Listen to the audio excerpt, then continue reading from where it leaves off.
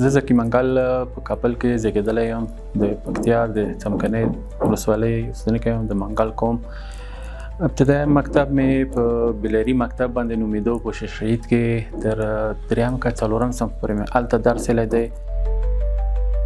بیا په دې کې زه زخمی شوم په راکټو جنګو کې یو سترګه مې د لاسه ورکو.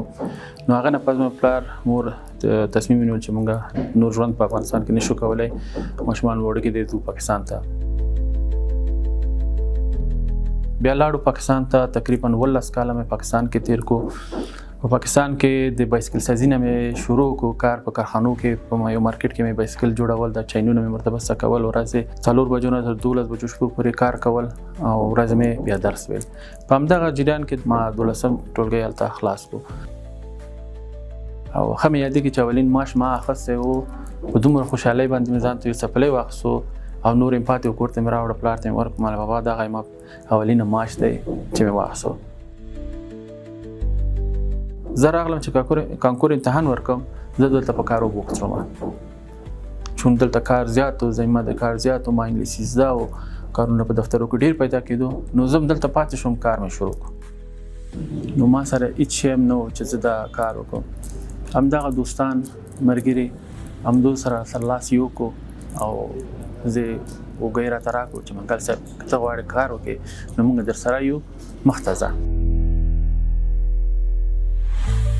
نو ما فکر کې ذهن کې راغی ما راته کارخانه جوړ کړو، دې کې هم ثواب دی هم خرما، هم ماته یو شی کېږي، هم چې دومره کسان کار کوي، دوی دپاره فامیلو دپاره ایوریج پر 1000 کېږي. تقریبا 140 خلکان دلته کار کوي، شپې ورځې کار کوي، سیزن دی، واسکټو دی، واسکټونه ګنډي. هر کسی که کار میکنه یک امرار معیشت میکنه از اینجا، برایش یک کسب و کار فراهم میشه تا امرار معیشتش برای فامیلش برای خودش فراهم شه و از استفاده بکنه. دیگه بزرگترین چیز برای یک نفر کار است. چیزی که توانایی است برای ما میکنه، یه وقت بیکاری است برای کلگی معلوم است، حالا کار برای ما میاره دیگه، میجا برای کلگی علاقمندان میشه. ما یو وخت جراب خرڅول، نو ما به خلک چغې وهه 10 روپۍ جرابونه واخلئ.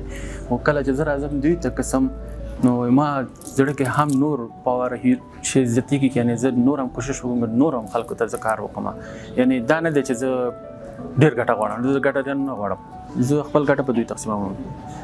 ډېر خوشحالېږم، خاصه ځینې چې دغه پکې وړوکي هلکان دی، مثلا هغه ماشوم دی دا کار کوي، نو ما خپل وړوکتوب یادېږي.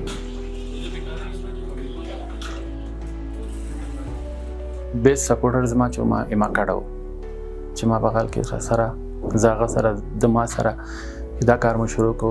باید گفت که احمد زکی منگل یک شخص دلسوز هم برای فامیل خود، هم بر خانواده خود و هم بر اجتماع و جامعه خود است. شخص است که یک شوهر خوب است، یک پدر خوب در مقابل اولادای خود است و همچنان یک کارفرمای بسیار خوب است. تو خلکو به خاصه الکان چې په منطقه کې دی به خاندېدو چې ته به دا کار کولی شي که نه شي کولی. حتی ما فامیل دوی هم داسې فکر کوي والا ته نه شي کولی، په خالي جب باندې ته څه شي کولی شي، ما له خدای مهربان دی یو لاره یو چاره به پیدا شي. نو زه په خلکو په خبرو پسې نه ګرځم، زه خپل کار کوم. نو زده کړه اولین سټپ دی چې زده کړه دې نه وي هېڅ شی نشي کولی. دا هلکان دا یو اندازه وکړي پوه نه وي طبعا خرابې کېږي، ته برشکې خرابې کېږي. خو مهمترین شی چې زده کړه دی. کور کې یو زنانه تحصیل ولري، ماشومانو درس نه ته زړه ډاډه دی.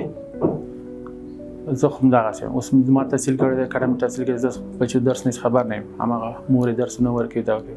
نو درس جامعه ته ډېر مهم دی او ځوانانو دپاره دا وایم چې درس ووایئ. ما زده کړې په اقتصاد کې کړي او زما ارمان او خواهش دا دی چې زه خپل زده کړې پرمختیا وکړم، ماسټري وکړم او ډاکټرا وکړم خپل فیلډ کې.